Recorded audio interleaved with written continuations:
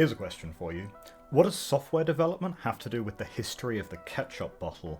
Well, strap in, because today we're going to go through every software developer's favourite story to tell at parties.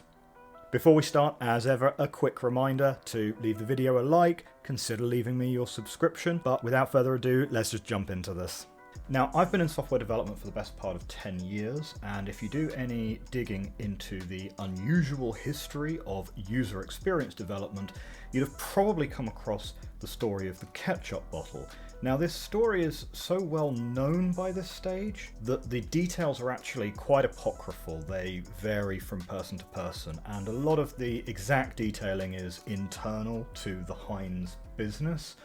And so it's hard to know exactly how much of this is true and what isn't. First of all though, let's have a quick reminder of what UX actually is. UX stands for user experience, and it's a catch-all term to incorporate the discipline of software development focused around providing the users with meaningful and relevant experiences.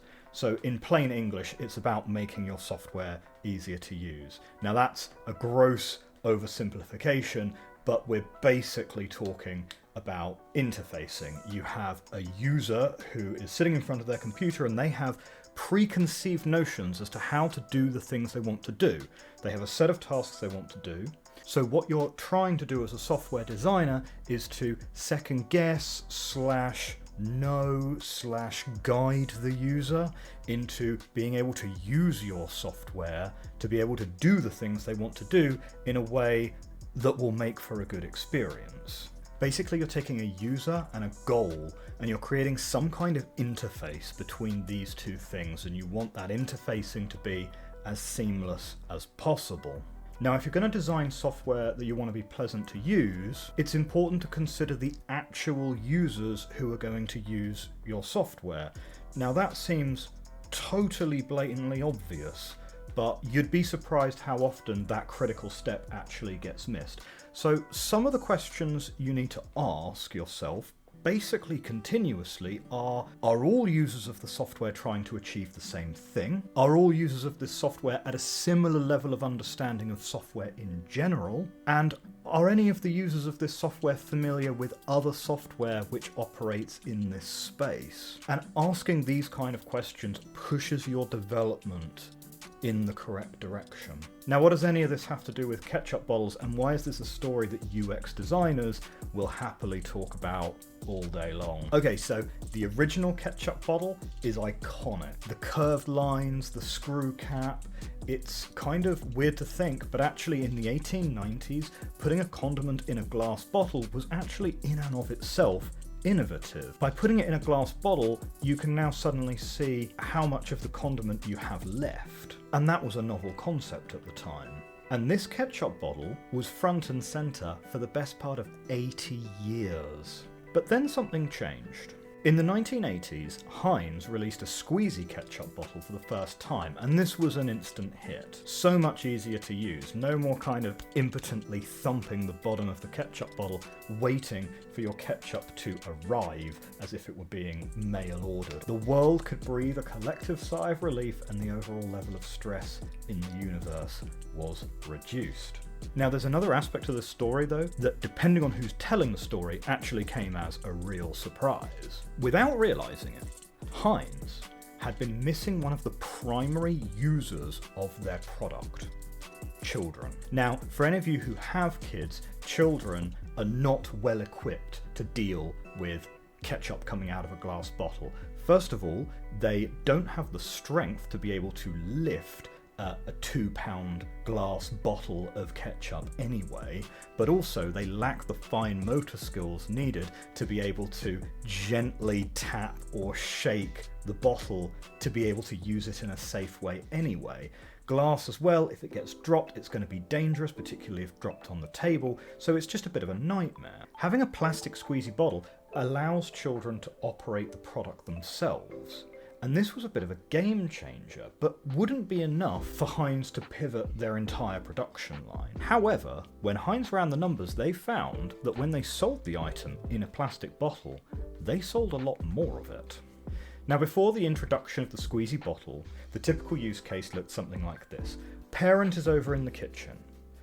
They are cooking dinner. They have 4 or 5 plates to plate up. They're going to plate up their child's food first. Let's say chicken nuggets and chips. Chicken nuggets were invented in the 60s, so the timeline kind of fits. And then they're going to plate that up and they're going to serve that to their child. Kid wants ketchup. Parent's busy doing other things. They're going to tap out a bit of ketchup, then they're going to go back to plating up the other food. If you have a squeezy bottle, the child is in control of their own ketchup supply. Now again, if you don't have children, maybe this will come as a shock, but if you put children in charge of their own sugar intake, there are literally no limitations. If you don't stop a child as they're squeezing out ketchup, you will end up with a plate of ketchup very quickly.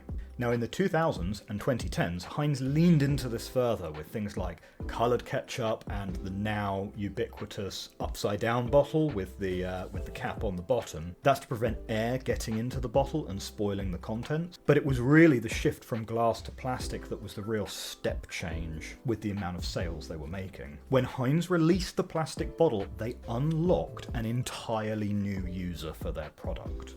A new user that has a higher rate of consumption than the users they had previously. And so nowadays, the glass bottle is considered quite quaint. You can still find them here and there in cafes and so on, but more often than not, it's like harking back to a bygone era when times were simpler and you didn't have to run a software update on your washing machine to fix it. The market has spoken, and the plastic is now king. The ketchup story is known to basically everyone in a UX field, and the reason for its ubiquity is it's a very clear example of a win-win for both the company that's selling the product and the users of the product themselves. Ultimately, parents don't really care if they're using more ketchup than they were before. Ketchup's so cheap, it doesn't really matter. They actually prefer their time and the safety aspects, and so the extra cost doesn't really matter.